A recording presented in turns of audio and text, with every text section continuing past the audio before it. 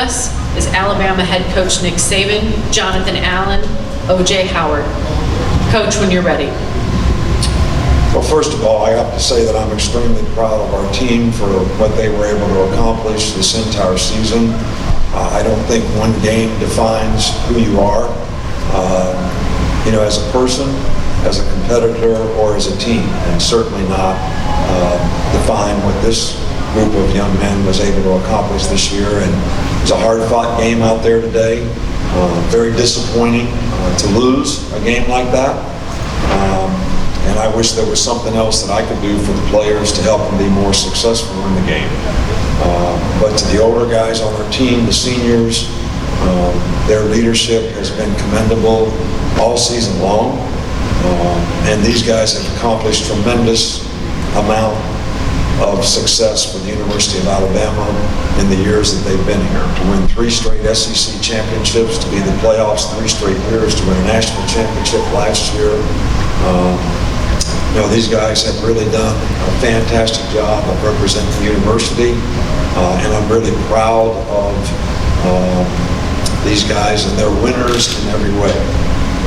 And as I said before, one game doesn't define a team, and I think our team demonstrated time and time again this year that they were winners. So I'm extremely disappointed that we didn't have a better outcome today. But I'm also at the same time very proud of what this group of young men was able to accomplish. Let's open it up for questions. Again, we're going to start with questions for Coach Saban. Right down here in the very front to our left. Just Dwayne Rankin, Montgomery Advertising. Coach, if we could just sum up what you felt like was the difference tonight in this game. Well, I think our guys played really, really hard. I think they made some fantastic catches and some great throws and catches in the last couple drives when they had the ball. We just didn't make a play when we needed to. I mean, we needed to get a sack. We needed to get a takeaway.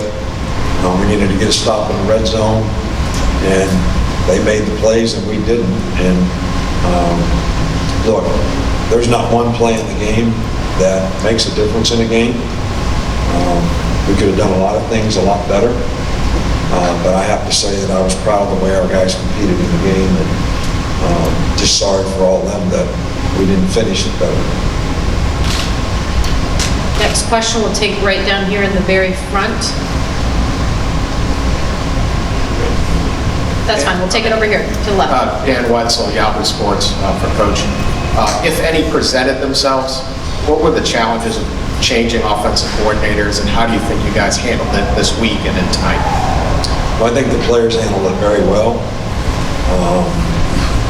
I think we scored 31 points in the game, which I think was pretty good against a pretty good defense that actually shut out Ohio State last week. I think we had some drops. I think we had some tipped balls. I think there was things that we could have done better. But I thought the preparation was good. I thought the organization was good. And I thought we gave our players a chance, in this game to have success. So, was it challenging? Yes. Did everyone involved handle it extremely well? Absolutely. Take our next question on the right-hand side, middle aisle. Mike Rada, ABC Birmingham. Nick, how badly did you miss Bo Scarborough when he went out? He's been able to salt games away for you, and not having him available for most of the second half, how difficult was it? Well, Bo has really come on and played extremely well the last 3 or 4 games of the season. He's certainly been a bell cow for us, and he has certainly, because of his size and durability, makes it difficult when the defense gets worn down a little bit. So not to have him was probably a little bit of a disadvantage for us. But I was pleased with the way the other backs that had an opportunity in the game, Josh Jacobs and Damian Harris, played. We always miss a guy that's Bo Scarborough. Size, especially when you want to run the ball and take some time off the block. Our next question, take over here in the back left. Nick, to experience such a gut-wrenching loss, how does this feeling compare to the pain of any other loss you've experienced in your career? Well, I think every loss is very painful, and my loss is really for the bad feeling that I have for the players who worked so hard to create this opportunity for themselves, and not to be able to finish it is very disappointing for me, but because of them. And what I would, as a coach, love to see this team have been able to accomplish and achieve, which was a goal they worked very hard for. So that's the part that makes it difficult.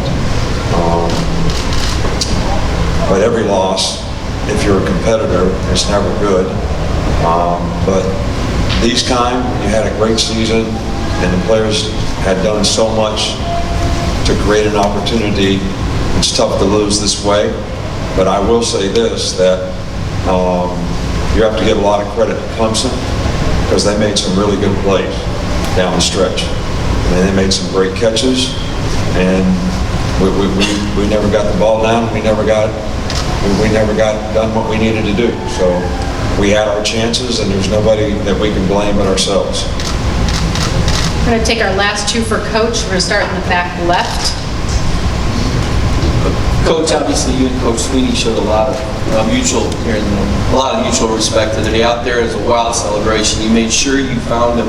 Can you talk about what you think this means to Dabo, about the job that he did, and just your patience in searching him out? You weren't going to leave the field till you found him.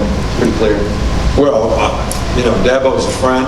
He's an Alabama person. He was at our university, went to our university, and I think he's done a great job of managing, supporting the University of Alabama, Coach Stallings, some of the things that we've done together.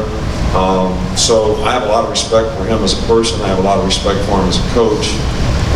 And he has a really good team, and I have a lot of respect for their team. So as disappointed as we were, I always think the classy thing to do is always congratulate the other person for what they were able to accomplish. And so I thought it was important to do that, especially for somebody that I consider a friend. Last question for Coach right here in the front. Hey, Coach. Steve Moulton, 97.7 The Zone in Huntsville, Alabama. Ultimately, what would you like this team to be remembered for looking back? Well, I will remember this team as a group of winners, great competitors, guys that showed tremendous resiliency throughout this season. In some of the games we got down in, some of the games didn't play very well.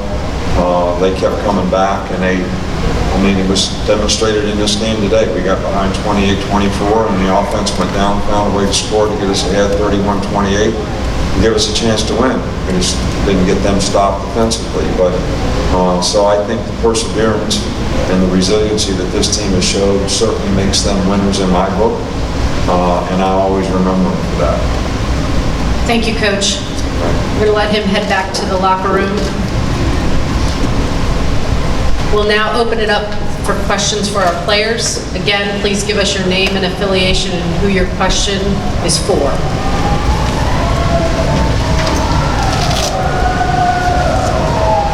Start right over here and to our right in the middle. Jonathan, Randy Patrick, WKRG-TV Mobile. This was a very physical football game on both sides. Deshaun Watson got hit a lot and got hit hard, but just kept coming back and ultimately ended up winning the game. Can you just talk about what type of player he is and what type of game he played tonight, how you guys just couldn't make the final stops? Man, you got to give him a lot of credit. He's a competitor, and that's what you expect. It was a full 60-minute game, and we knew that going into this game was going to be there. So he made the plays when they needed it, we didn't. So you got to give Clemson the credit that won the game.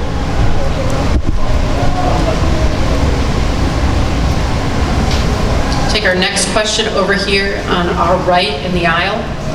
Jonathan, just talk about Deshaun Watson, and he seemed to be rattled in the first half. Did you have a sense of that?